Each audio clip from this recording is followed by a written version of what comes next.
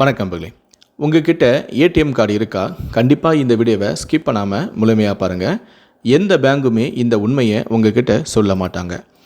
ஒரு நண்பரின் காப்பீடு இன்சூரன்ஸ் பற்றிய ஒரு பொதுநல விழிப்புணர்வு பதிவு தான் இது. முடிந்தளவுக்கு இந்த வீடியோவை உங்களுடைய நண்பர்களுக்கும் மறக்காமல் ஷேர் பண்ணிடுங்க. அதாவது, நண்பர் ஒருவரின் காப்பீடு பற்றிய பதிவில், எனது தங்கை சாலை விபத்தில் உயிரிழந்து 1 வருடம் ஆகிவிட்டது. அந்த விபத்து சம்பந்தப்பட்ட வழக்குகள் மற்றும் காப்பீடுகள், இது சம்பந்தப்பட்ட விஷயங்களை எல்லாம் நான் தான் ஃபாலோ செய்து கொண்டு இருக்கின்றேன். முதலில் வாரிசு சான்றிதழ் வாங்க திருப்பூருக்கும் பல்லடத்திற்கும் நான் அலைந்த அலைச்சல் வார்த்தைகளால் சொல்ல முடியாது. அதை வாங்கவே நான் ஒரு வழியாகிவிட்டேன். ஒரு வழியாக எப்படியோ வாரிசு சான்றிதழை வாங்கி சம்பந்தப்பட்ட காப்பீடு நிறுவனத்திற்கும் வழக்கு நடத்தும் அந்த வக்கீலனமும் கொடுத்து விட்டேன். அப்படியே முதலமைச்சர் நிவாரணத்திற்கும் விண்ணப்பித்தாகிவிட்டது. இதற்கு முன்பாக என் தங்கை இறந்த 1 மாதம் கழித்து அவள் வங்கி கணக்கு வைத்திருக்கும் கனரா வங்கி சென்று மாதம் ₹1 பிடித்தம் செய்யும் மத்திய அரசின் பிரதம மந்திரி விபத்து காப்பீட்டில் இணைந்து இருக்கிறதா என்றும் என் வங்கி மேலாளரை சந்தித்து நான் கேட்டேன். அந்த தொகையை பிடித்தம் செய்யவில்லை எனவும், அதனால் அந்த ஸ்கீம் உங்கள் தங்கையின் வங்கி கணக்கில் இல்லை என கூறி அதை முடித்து கொண்டார். கஷ்டப்படும் தங்கை குடும்பத்திற்கு என்னால் பணம் காசு கொடுத்து உதவ முடியாவிட்டாலும், இது போன்ற விஷயங்களை நான் விடாமல் அலைந்து திரிந்து என்னால் முடிந்த சிறு உதவிகளை நான் செய்து வந்து கொண்டிருந்தேன். இந்த சூழ்நிலையில்தான் தங்கை இறந்து சுமார் 4-5 மாதங்கள் கழித்து வாட்ஸ்அப்பில் ஒரு மெசேஜை நான் பார்த்தேன். அந்த மெசேஜில், சாலை விபத்தில் பாதிக்கப்பட்டு காயமடைந்தாலோ அல்லது உயிர் இழந்தாலோ உங்கள் ஏடிஎம் கார்டு வைத்திருந்தால் அதில் மூலம் நீங்கள் காப்பீடு தொகையை உங்களால் பெற்றுக்கொள்ள முடியும், உங்களுக்கு காப்பீடு தொகை கிடைக்கும் எனவும் இருந்தது. இந்த விஷயத்தை நான் இதுவரை கேள்விப்பட்டதே இல்லையே. எந்த ஒரு பேங்குக்குமே இதை பற்றி என்னிடம் சொல்லவே இல்லையே. ஏன், இதை பற்றி இன்னும் ஏகப்பட்ட பேர் இதை கேள்விப்பட்டது கூட கிடையாது. அதற்கு வாய்ப்பும் கம்மி. உடனே நான் அருகில் இருக்கும் கனரா வங்கி கிளைக்கு சென்று இந்த விவரம் குறித்து வங்கி மேலாளரிடம் கேட்டேன். ஐயா, ஏடிஎம் கார்டு வைத்திருந்தால் விபத்தில் இருந்தால் அதற்கு காப்பீடு தொகை கிடைக்குமாமே? வாட்ஸ்அப்பில் ஒரு மெசேஜ் வந்ததே, இது உண்மையா என அவரிடம் கேட்ட அவரோ, ஆம், அப்படிப்பட்ட ஒரு காப்பீடு இருக்கிறது என்றும் கூறினார். நான் உடனே சரியென்று என் தங்கை வங்கி கணக்கு வைத்திருக்கும் கனரா வங்கி கிளைக்கு சென்று அங்கிருந்த ஊழியரை பார்த்து அவரிடமும் விசாரிக்க, அவரும் ஆம், ஏடிஎம் கார்டு வைத்திருக்கும் நபர்களுக்கு காப்பீடு உண்டு என்றும் என் தங்கையின் வங்கி விவரங்களை வாங்கி சரிபார்த்துவிட்டு நீங்கள் இந்த காப்பீடுக்கு விண்ணப்பிக்கலாம் எனவும் கூறினார். மேலும் அதற்குரிய ஆவணங்களையும் விண்ணப்பங்களையும் கொடுக்கவும் சொன்னார். நான் உடனே என் தங்கையின் கணவர், அவரால் வர இயலாத சூழ்நிலையிலும் அவரை உடனே வரச் சொல்லி போதுமான ஆவணங்களையும் கொண்டு வந்து உடனே நான் அது விண்ணப்பமும் செய்துவிட்டேன். பின்னர் கிளை மேலாளரை நேரில் பார்த்து, கஷ்டப்படும் குடும்பம் சார், திருமண வயதில் வேற பெண் இருக்கிறாள், இந்த காப்பீடு தொகை கிடைத்தால் நன்றாக இருக்கும் என்றும், காப்பீடு தொகை கிடைக்க உங்கள் தரப்பிலிருந்து செய்ய வேண்டிய விஷயங்களையெல்லாம் செய்துவிடுங்கள் சார்னு சொல்லிவிட்டு அவருடைய ஃபோன் நம்பரையும் வாங்கி கொண்டு வந்தேன்.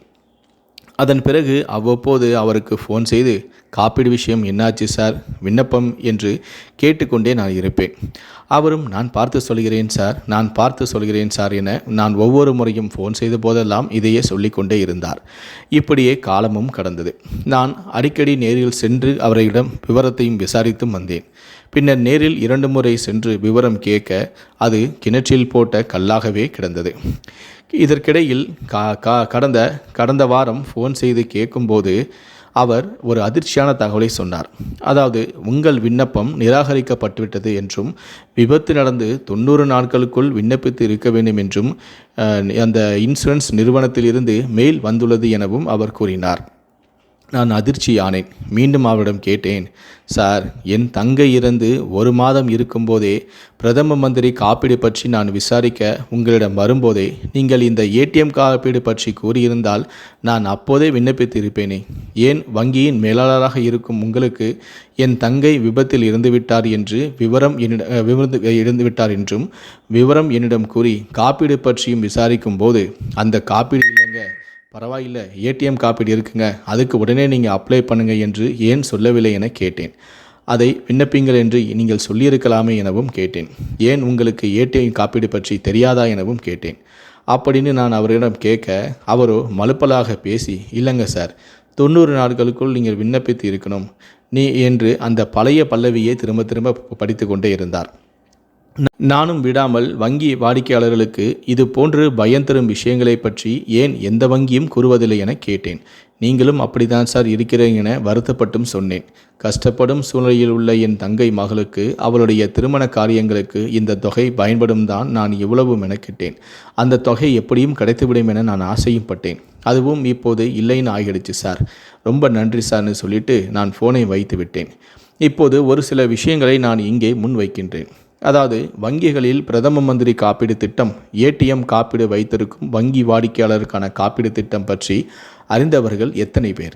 இந்த காப்பீடுகள் பற்றி எந்த வங்கிகளாவது வெளிப்படையாக வாடிக்கையாளரிடம் பேசி அதில் இணைய வற்புறுத்தி இருக்கிறார்களா? எனக்கு 4 வங்கி கணக்கு இருக்கிறது.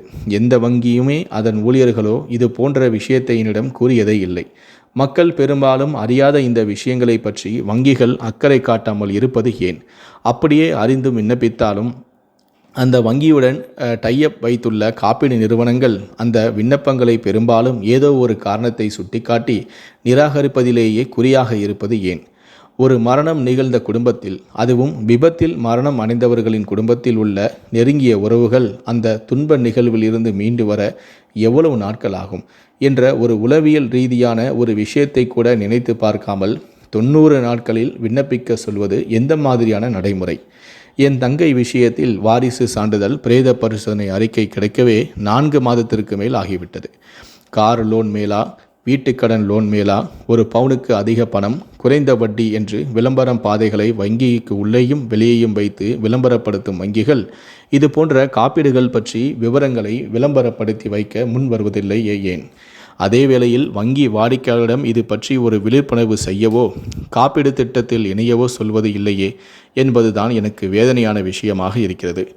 ஏதோ இந்த காப்பீடு பணம் கிடைத்தால் அடமானம் வைத்த நகையை திருப்பி தங்கையின் மகளின் திருமண காரியத்திற்கு உதவியாக இருக்கும் என்று நினைத்த காரியத்திலும் மண் விழுந்த கதையாகவே போய்விட்டது. இதற்கு முதல் காரணகர்த்தா யாரென்றால் நான் சொல்வேன் என்றால், என் தங்கை இறந்த 1 மாதத்தில் வங்கிக்கு சென்று பிரதம மந்திரி காப்பீடு பற்றி நான் விசாரித்த போது அந்த திட்டத்தில் உங்கள் தங்கையின் வங்கி கணக்கு இல்லை என்றார்கள்.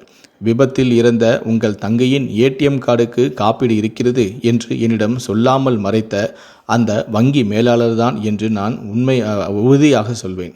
இந்த பதிவை பார்க்கும் வங்கித்துறையில் உள்ளவர்கள் இனிமேலாவது ஒரு சம்பிரதாயத்துக்காவது இந்த காப்பீடு பற்றிய விஷயங்களை ஒவ்வொரு வாடிக்கையாளர்களுக்கும் சொல்லுங்கள். இல்லை என்றால் இந்த காப்பீடுகள் குறித்த விளம்பர பாதைகளை, அதிலும் குறிப்பாக ஏடிஎம் கார்டு காப்பீடு பற்றி விளம்பரப்படுத்துங்கள். அது கஷ்டப்படும் ஏழை குடும்பத்திற்கு ஆறுதல் அளிக்கும். நல்ல விளம்பரம் சேவையாக இருக்கும்.